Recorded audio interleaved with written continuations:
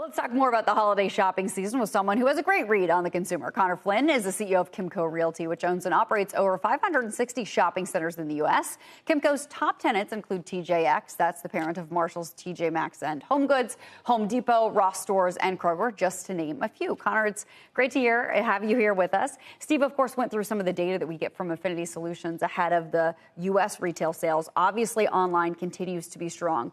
But retailers are always telling us that consumers are using the stores and online together. They're ordering online and they're picking up in stores. For people that live in and around the city, I think some people have a hard time believing that's true because we're so dependent on delivery. Are you seeing the true integration of stores and online at your shopping centers? Absolutely. No doubt about it. It's what we call Omni-channel is really sort of here to stay. And I think that's what's winning the day for the consumer because it's all about value and convenience. And so what we've seen is sort of the onset of buy online, pick up in store, curbside pickup, all the things that consumers were using through COVID and then post-COVID. And now what retailers are showcasing is actually not only does it benefit bringing them to the store, but buy online return in store is actually benefiting some impulse buys as well once you come into the store. So absolutely. That's the model of the future. It looks like every single tenant, including Amazon with their Whole Foods stores, when you walk into the store, you actually see a lot of the click and collect items in the front of the store. And it continues to evolve the merchandising mix of the shopping center. That also reminds me, I'm going to give you a jump ball here. I know it's not listed on one of your top 10 tenants, but do you have Kohl's stores in your tenant mix? Because they also accept Amazon returns and are hoping to capitalize on exactly that point. We do. Kohl's is sort of a hybrid tenant. So Kimco owns primarily grocery-anchored shopping centers in first-ring suburbs of major metropolitan markets. Kohl's is in malls as well as shopping centers. And so we do have some Kohl's. They're less than 1% of our total rents. But they're trying to evolve their stores to offer their consumer more. You saw them what they did with beauty, integrating Sephora into their store base. So you'll see more of that as my anticipation is a store within a store. Because they have some of the larger size square footage boxes, you'll probably see them evolve into incorporating more of sort of what drives traffic. And Sephora obviously is a phenomenal tenant to do that. How are holidays different since COVID? And you touched on it a little bit with Omnichannel, but especially with this consumer behavior of shifting shopping patterns earlier, which has been so crucial so far this season. It's really amazing to think. So what we focus on is traffic, right? Because that's usually where consumers really gravitate towards where they're spending their time.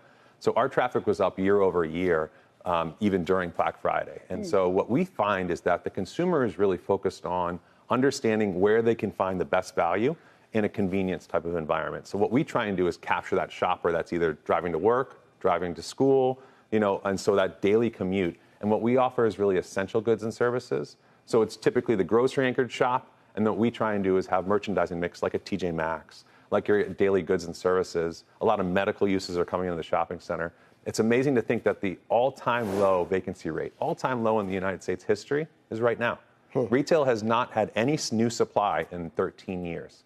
And so the demand-supply balance right now in retail is phenomenal, and you're starting to see more investors start to peel the onion back and getting more, I would say, capital curious on shopping centers specifically. So how are the retailers pulling them in, though? Is it through email? Is it through location awareness?